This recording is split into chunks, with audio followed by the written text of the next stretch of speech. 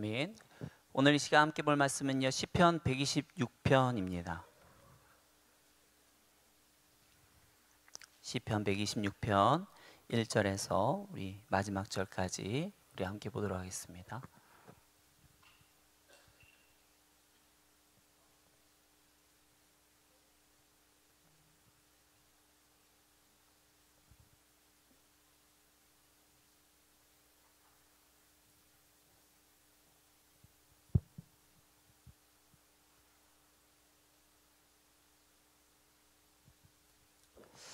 여호와께서 시온의 포로를 돌려보내실 때에 우리는 꿈꾸는 것 같았도다. 그때 우리 입에는 웃음이 가득하고 우리 혀에는 찬양이 찼었도다. 그때 문나라 가운데에서 말하기를 여호와께서 그들을 위하여 큰 일을 행하셨다 하였도다. 여호와께서 우리를 위하여 큰 일을 행하셨으니 우리는 기쁘도다. 여호와여, 우리의 포로를 남방 시내들 같이 돌려보내소서. 눈물을 흘리며 씨를 뿌리는 자는 기쁨으로 거두리로다.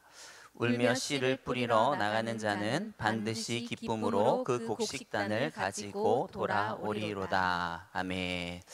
여러분, 오늘 본문의 배경은요, 1절 말씀해 보니까 바로 이 포로를 돌려보내실 때, 그러니까 이스라엘이 바벨론과 페르시아에서 이제 70년간 노예로 포로로 있지 않았습니까?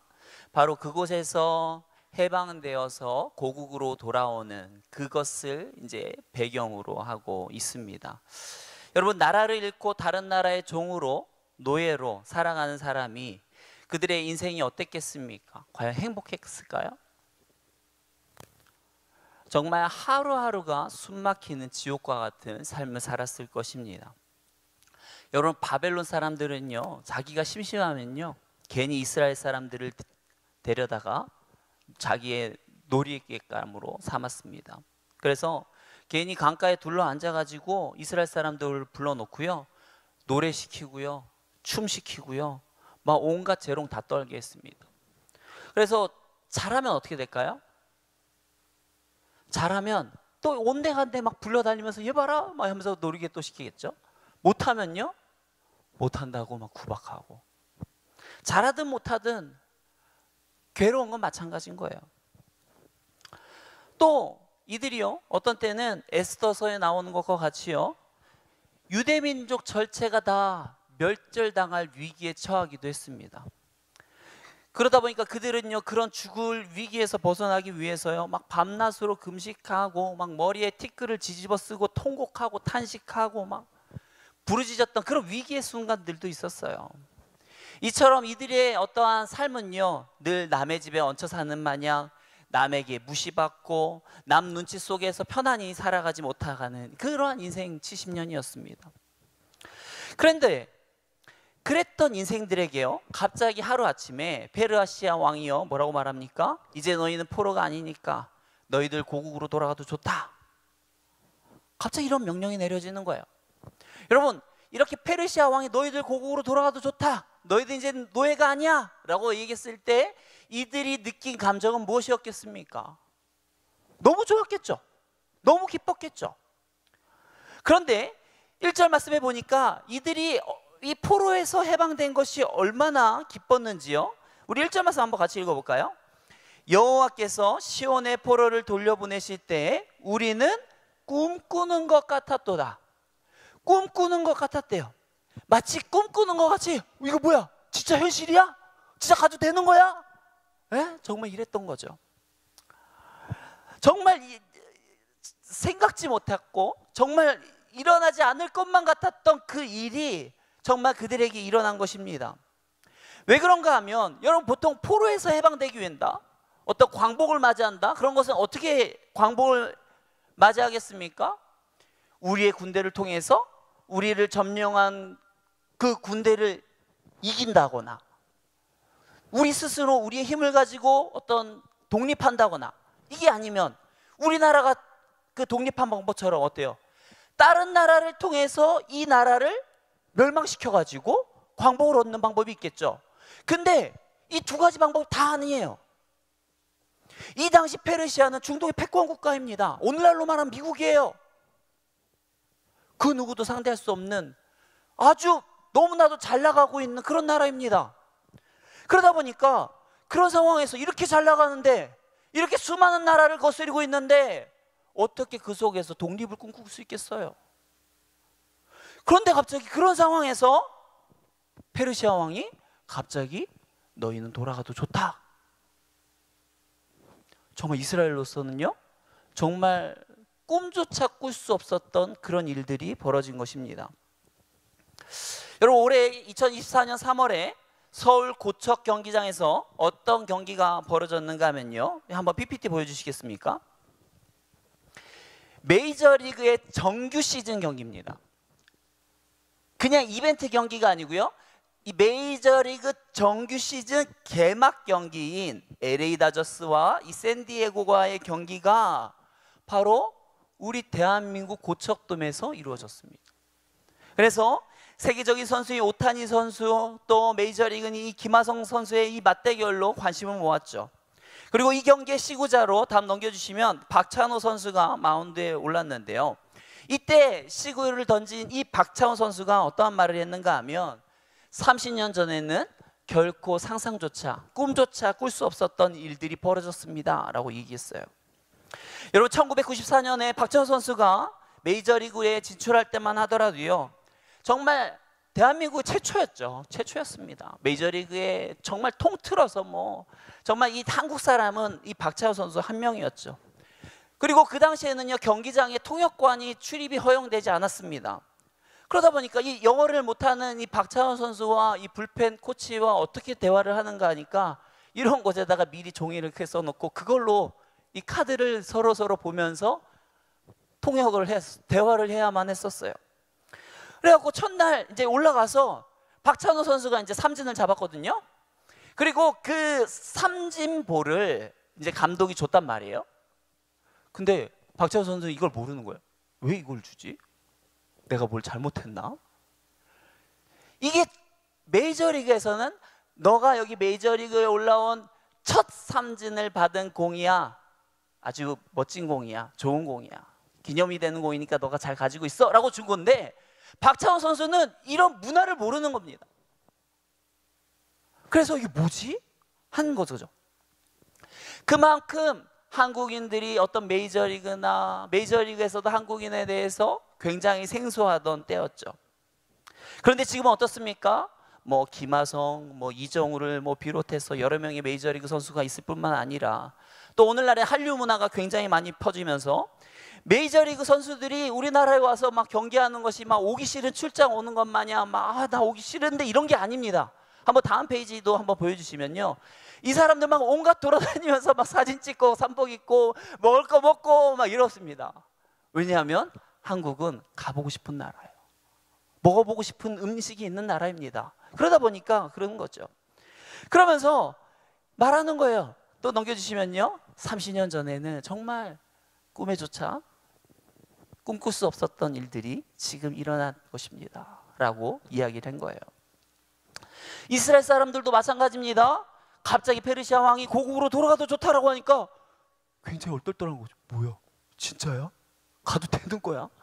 괜히 가라고 했다가 가는 사람들 막 갑자기 군사력 보내가지고 우리 막 죽이고 그러는 거 아니야? 굉장히 이제 막 놀라는 거죠. 이들은요, 이러한 일이 벌어졌을 때 정말 꿈 같은 일이 벌어졌다, 어떻게 꿈에서조차 생각할 수 없었던 일들이 벌어진 거지 했을지 모르지만 하나님은 그렇지 않았습니다. 하나님께서는요, 이스라엘 백성들이 하나님으로부터 심판을 당하기 전에 하나님께서는 이스라엘 백성들을 향한 계획, 뜻, 꿈을 가지고 계셨습니다. 지금 비록 이 민족이 회개하지 않아서 하나님의 심판을 받고 저들이 저렇게 다른 나라의 이 민족의 어떤 노예로 끌려갈 것이지만 그들은 다시 회복할 것이다 라는 하나님의 꿈이 있었습니다. 그리고 이 하나님의 꿈을요, 하나님께서는 이 유대 민족들이 어떤 다른 나라의 포로로 끌려가기 전에 믿음의 사람에게 전달을 해주죠. 그 믿음의 사람이 누구입니까? 바로 예레미야입니다. 예레미야 29장 10절 말씀해 보시면요, 이런 말씀이 있습니다. 우리 같이 한번 읽어볼까요? 여호와께서 이와 같이 말씀하시니라. 바벨론에서 70년이 차면 내가 너희를 돌아올 보고 나의 선한 말을 너희에게 성취하여 너희를 이곳으로 돌아오게 하리라. 이스라엘 백성들은 이게 꿈이야? 말도 안 되는 일이 벌어졌어 라고 했을지 모르지만 하나님께서는 어때요? 그들을 보내시기도 전에 이미 벌써 뜻이 있으셨고 계획이 있으셨고 꿈이 있으셨습니다. 그리고 그러한 하나님의 뜻과 이 계획을 어떻습니까? 하나님에 향한 어떤 믿음을 가지고 있는 사람에게 전달해 준 것이죠. 여러분, 이것은요 오늘날도 마찬가지입니다. 오늘날에도 하나님께서는 이 세상을 향한 너무나도 선하시고 아름답고 좋은 뜻과 계획과 꿈을 가지고 있습니다. 그리고 하나님이 가지고 있는 그 꿈과 그 계획을 믿음이 있는 사람에게 전달해 주길 원하세요. 우리는 그 하나님께 이러한 선하신 뜻과 계획이 있음을 우리는 믿어야 됩니다. 그리고 그 뜻과 꿈을, 그 계획을 우리가 구하여서요 하나님께 받아야 돼요. 그리고 그 꿈을 가지고 이 땅에서 살아가야 됩니다. 여러분, 이 땅에서 살아갈 때 꿈이 있느냐 꿈이 없느냐는 완전 다른 인생을 살아가게 됩니다. 꿈이 없으면 어떨까요? 이 땅에 살아갈 때 어려움을 만납니다. 그러면 하나님의 선한 계획이 있다는 것을 모르기 때문에 그 어려움 속에서 죽어 살아가는 거예요. 아무 희망이 없습니다. 그냥 기죽어 삽니다. 그러나 비록 이 땅 가운데에서 칠흑과 같은 어둠과 암담한 현실이 있다 할지라도 이 하나님의 뜻과 계획을 안다면 어떻게 되겠습니까? 이겨낼 힘이 있는 거예요. 이겨낼 힘이 있는 거예요.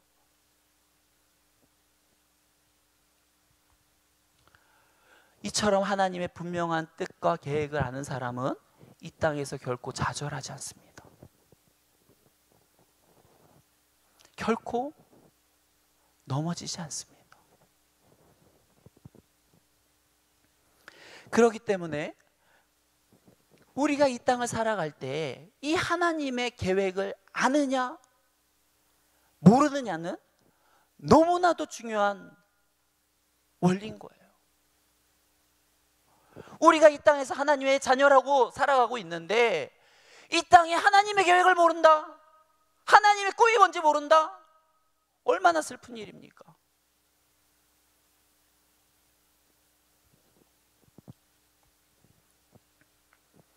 저 여러분들이 정말 이 하나님의 이 선하시고 온전하신 뜻이 무엇인지 우리가 알아야 됩니다. 그리고 그 하나님이 주시는 그 꿈을요 우리의 가정이 믿음으로 받아야 될 줄 믿습니다. 그렇게 우리가 하나님의 뜻과 그 꿈을 우리가 받을 때 하나님께서 우리의 가정을, 또한 저와 여러분들을 귀하게 사용할 줄 믿습니다. 하나님께서 하나님을 위해서 저와 여러분들의 가정을 회복해 주실 것입니다. 하나님께서 하나님을 위해서요 저와 여러분들을 사용하셔서 하나님께서 영광 받으실 줄 믿습니다. 그렇기 때문에 우리가 그 하나님의 꿈을 믿음으로 받아야 되는 것입니다. 그 꿈 받으시고 그 꿈 온전히 이루시며 살아가는 저와 여러분들이 되기를 축원합니다. 이스라엘 백성들이 해방의 기쁨을 맞이했습니다. 너무 좋았죠. 와, 정말 꿈과 같은 일이 일어났구나. 어떤 이런 일이 일어났지? 너무나도 기쁘고 좋습니다. 하지만 너무나도 기쁘고 좋으면서도 걱정이 되는 거예요. 왜 걱정이 되냐? 돌아갈 땅을 생각하니까 그 돌아갈 땅이 황무지 같거든요. 70년 전에 이 바벨론이 이스라엘을 점령하면서 완전히 그냥 쑥대밭을 만들어 버렸거든요. 비록 이곳에서 남 눈치 속에서 좀 그렇게 불편하게 살아갔지만 그래도 이곳에서 읽어놓은 것들이 있어요. 또 이들은요, 자신들이 뭐 이스라엘을 보고 경험한 사람들이 아닙니다. 어느새 70년이 지났어요. 벌써 이스라엘 2세대, 3세대입니다. 자기들이 뭐 뭔가를 보고 경험하고 뭐 솔로몬 성전이 어떻고 뭐 이런 거를 경험한 사람들은 소수입니다. 버젓이 그냥 조금 기죽어서 살아가면 살아갈 수 있는 이 땅 버리고 굳이 저 황폐한 땅, 아무것도 없는 땅 가서 제대로 밥이나 먹고 살 수 있을지 모르는 그 땅 돌아가야 되는가? 걱정이 되고 염려가 되는 거죠. 이것들이 또 현실적인 문제로 다가오는 거죠. 그러다 보니 시인이요 4절을 통해 하나님께 기도를 올릴 수밖에 없었습니다. 우리 4절 말씀 우리 같이 한번 읽어보겠습니다. 여호와여 우리의 포로를 남방 시내들 같이 돌려보내소서. 여기에 보면 기도문에 굉장히 우리가 쉽게 이해하기 어려운 이제 아주 독특한 표현이 나오죠. 우리의 포로를 남방 시내들 같이 돌려보내소서. 이 남방 시내라고 하는 것은 이 팔레스타인 지역의 이 남쪽에 있는 이 네게부 광야 지역을 의미합니다. 이 남쪽의 시내처럼 이제 회복시켜 주소서라고 하는 것을 기도하는 건데, 이 남쪽 광야의 특징은 무엇인가 하면 이 남쪽 광야는요 평소에는 메마른 땅이에요. 광야입니다. 사막이에요. 아무도 살 수 없는 그런 땅입니다. 그런데 이 광야가 비가 오면 달라지는 거예요. 아무것도 없는데, 아무도 살 수 없는 땅인데, 그런데 비가 오면 달라지는 거예요. 비가 내리면요 그 메마른 광야 위에 시내와 강이 흐르는 겁니다. 그러다 보니까 이스라엘이 이 네게부 광야를 보면서 기도하는 겁니다. 하나님, 이스라엘 저 땅이 지금은 황폐한 땅과 같고 아무것도 없지만, 그러나 그곳에 네게부 지역처럼 강이 흐르게 하여 주옵소서. 하나님이 우리를 돌아가게 하시니 정말 하나님이 백성들이 거하는 그 땅이 남쪽의 시대처럼 살만한 곳이 되게 하여 주시옵소서. 이 나라 이 민족을 다시 한번 살려 주옵소서 라고 하는 기도가 이 4절의 기도입니다. 여러분 기억하시기 바랍니다. 메마른 땅에 강물이 흐를 수 있는 방법은 한 가지밖에 없습니다. 그것은 하나님께서 그 땅에 비를 내리셔야지만 가능한 거예요. 다른 방법은 없어요. 오직 하나님의 능력이요 하나님의 은혜입니다. 오직 하나님의 은혜가 내리지 않으면 그곳은 강물이 흐를 수가 없어요. 우리가 믿는 하나님은요 사막에 길을 내시고 광야에 광물을 내시는 놀라운 능력의 하나님인 줄 믿습니다. 아무리 그곳이 메마른 땅이라 할지라도, 아무리 그곳이 폐허라 할지라도 하나님께서 비를 내리시면 광야의 시내가 흐르고요 강물이 흘러가는 겁니다. 그리고 그 물이 흐르는 곳들마다 꽃이 피고 숲이 우거지는 것입니다. 우리의 인생도 마찬가지입니다. 우리의 인생이 비록 아무리 메마르고요 꽃이 피어날 어떤 희망이 전혀 안 보이는 황량한 사막과 같은 땅이라 할지라도 그곳에 하나님의 은혜의 단비만 내려주시면 어떻게 되겠습니까? 우리의 삶은 회복이 되는 거예요. 우리는요 이런 하나님의 은혜의 단비가 필요한 사람입니다. 우리의 삶의 문제가 어떠한 문제가 있든지 간에 그곳에 하나님의 은혜의 단비만 내리면 해결될 줄 믿습니다. 하나님의 그 은혜의 비가 해결해 주지 못할 문제는 없어요. 하나님께서 비를 내리시면 그곳에 강물이 생기는 거고 꽃이 피어나고 숲이 돋아나고 생명이 살아나는 곳이 되어지는 것입니다. 그렇기 때문에 우리가 이러한 마음을 붙들고 붙들고 이 시편 126편의 4절 말씀을 붙들고 기도해야 되는 거예요. 하나님, 내 인생이 절망 가운데 있습니다. 내 인생이 광야와 같아요. 도저히 길이 보이지 않습니다. 그러나 이러한 메마른 땅이 회복되는 길은 오직 하나님의 은혜의 단비인 줄 믿습니다. 하나님께서 이 메마른 땅에 비를 내려주사 강물이 흐르게 하여 주시옵소서. 정말 이러한 말씀을 붙들고 기도하는 저와 여러분들이 되기를 축원합니다.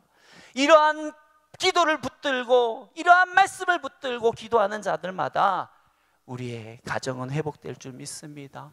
우리의 질병은 회복될 줄 믿습니다. 우리의 자녀의 문제는 해결될 줄 믿습니다. 저와 여러분들이 정말 믿음을 가지고 확신을 가지고 기도하며 나아가는 이 시간이 됐으면 좋겠습니다. 마지막으로 우리가 나누기 원하는 것은요, 5절, 6절 말씀입니다. 우리 같이 한번 읽어볼까요? 눈물을 흘리며 씨를 뿌리는 자는 기쁨으로 거두리로다. 울며 씨를 뿌리러 나가는 자는 기쁨으로 그 곡식단을 가지고 돌아오리로다. 같은 내용이 5절과 6절에서 반복되고 있습니다. 눈물을 흘리며 씨를 뿌린 자는 반드시 기쁨으로 거두고, 울며 씨를 뿌리러 나가는 자는 반드시 기쁨으로 곡식단을 가지고 돌아올 것이다. 돌아가야 될까? 돌아간다고 될까? 헛수고하는 것은 아닐까? 안 되면 어떡하지? 수고했는데 지금의 삶보다 못하면 어떡하지? 걱정하고 두려워하면서 정말 나아가는 것을 안절부절하고 있는 그러한 이스라엘 백성들을 향해서 말하는 겁니다. 아니야. 눈물을 흘리며 씨를 뿌리는 자는 반드시 기쁨으로 거둬. 아니야. 울며 씨를 뿌리러 나가는 자는 반드시 기쁨으로 곡식단을 들고 오는 거야. 확신을 가지고 이야기해주고 있는 거예요. 아무리 그들이 나아가는 예루살렘이 황폐하고 아무것도 없다 할지라도 그들이 정말 눈물로써 기도하면서 씨를 뿌릴 때 그곳은 정말 많은 열매를 거두는 땅이 되는 것을 말하고 있는 겁니다. 여러분, 성경의 원리입니다. 성경은요, 우리에게 말합니다. 뿌린 대로 거둔다. 심은 대로 거둔다. 이것이 성경의 원리예요. 어떤 게 원리입니까? 뿌린 대로 거두고요, 심은 대로 거두는 거예요.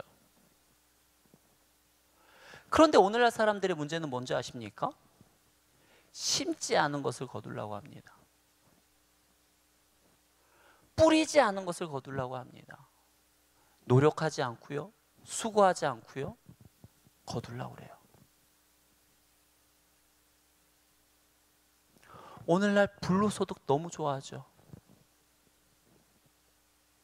그런데 이런 것들이 하나님 나라의 원리에 안 맞는 거예요. 안 맞아요. 하나님은 우리가 수고하길 원해요. 눈물로써 씨를 뿌리길 원합니다. 그리고 기대하는 거예요. 주여, 곡식을 거두게 하여 주시옵소서. 이들이 기도하는 이유는, 이렇게 눈물로 기도하는 이유는 그거거든요. 이스라엘은 뭐 수고해서 물을 퍼날르는 게 아니잖아요. 씨를 뿌렸는데, 씨를 뿌리는 때가 되어서 씨를 뿌렸는데 하늘에서 이른 비가 안 내리면 씨가 다 죽어버려요.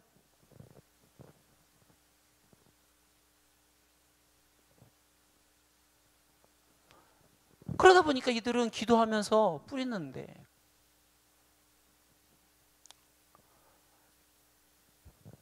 여러분, 우리도요, 기도하면서 자꾸 뿌려야 돼요. 수고해야 됩니다.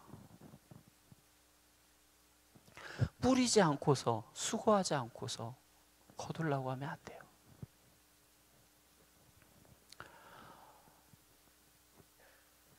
지금 이제 내일부터 유아부와 유치부가 여름 성경학교를 시작을 합니다. 지금 이것은 씨를 뿌리는 거예요.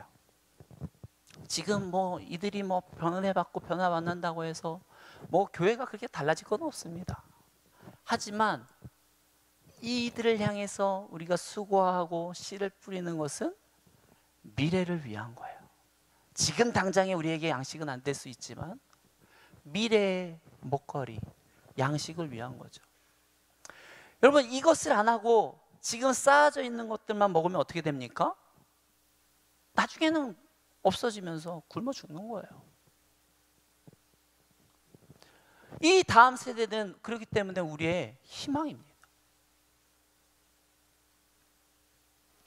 그런데 이때 우리가 이러한 다음 세대를 위해서 눈물로 씨를 뿌리며 나아가야 되는데, 이 눈물로 씨앗을 뿌리는 것을 교사만 해야 됩니까? 사역자만 해야 됩니까?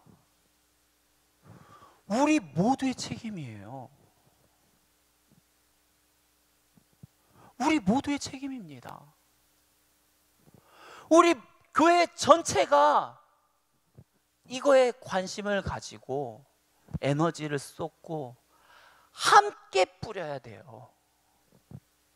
알아서 하겠지 뭐, 유아부와 유치부. 이게 아니고요. 하나가 돼서 함께 나가야 되는 겁니다. 각자 할 수 있는 은사로, 어떤 사람은 뭐 수박 헌금이든 아니면 어떤 간식을 준비해 두거든, 보조교사든. 여러분, 평소에 시간이 없으셔가지고 또 뭐 어떤 뭐 여러 가지 사건 때문에, 사정 때문에 어떤 뭐 교사를 못 하시고 섬기지 못하시는 분들이 있다면 이럴 때는 가능하잖아요. 그렇지 않습니까? 이때는요, 주방봉사도 필요하고요, 보조교사도 필요하고요, 함께 잘 사람도 필요하고 정리해 줄 사람도 필요하고, 얼마나 많은 일손들이 필요하는데요. 이럴 때 함께 물어봐 주세요. 혹시 내가 이럴 때 이렇게 시간과 에너지가 남는데 혹시 내가 도울 수 있는 것은 없어? 만약 시간과 에너지가 없으시면 함께 기도라도 해주시고요.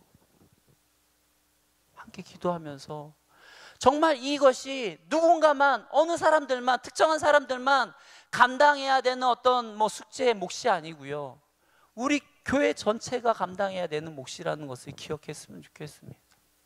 여러분, 뿌리지 않았는데 거둘 수가 없어요. 나중에 후회해봤자 소용없습니다.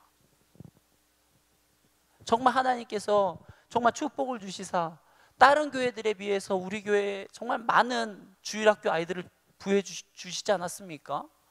하나님께서 우리에게 어린 양들을 맡겨주셨는데, 이 어린 양들, 하나님께서 맡겨주신 어린 양들을 우리가 진정으로 기도하고 품어주면서 그들을 사랑으로 키워내야 되는 겁니다. 눈물로 씨앗을 뿌려야 되는 거예요. 대충 자라겠지, 그게 아니고요, 정말 간절한 눈물과 기도 속에서, 사랑과 섬기 속에서 우리에게 주어진 이 아이들을 믿음의 제자로서 키워내야 되는 것입니다. 저와 여러분들이 이 사실을 다시 한번 기억하시고 함께 기도해 주셨으면 좋겠습니다. 여러분, 찬송가 가운데도 내 주를 가까이 하게 하면 2절 말씀해 보면, 2절 찬양해 보면 이런 가사가 있습니다. 내 고생하는 것 옛 야곱이 돌베개를 베고잠 같습니다. 꿈에도 소원이 늘 찬송하면서 주께도 나가기 원합니다. 여러분, 이 땅에서 참된 신앙은 이 땅에서 편안히 좋은 침대에서 아무것도 안 하고 편안하게 사는 것이 참된 신앙이 아닙니다. 돌베개를 베더라도 이 땅에서 수고하고 땀 흘리며 주를 위해 나아가는 것이 진정한 참된 신앙인 줄 믿습니다. 우리가 진정으로 추구해야 될 것이 무엇일까? 오늘날 너무 이러한 세상의 관점들이 흐트러졌어요. 정말 그런 나의 모습 가운데 흐트러진 모습들이 있다면 이 시간 회개하시고 정말 주의 뜻과 꿈과 계획을 알고 그 꿈을 위해서 수고하고 헌신하고 눈물을 흘리며 나아가는 저와 여러분들의 삶이 되기를 축원합니다. 이 시간 우리 같이 기도했으면 좋겠습니다. 우리 여름 성경학교를 위해서 제가 기도 제목들을 먼저 나눌 테니까요, 같이 기도했으면 좋겠어요. 우리 아이들 전원이 다 참여할 수 있는 시간과 여건, 환경들을 허락하여 주시옵소서.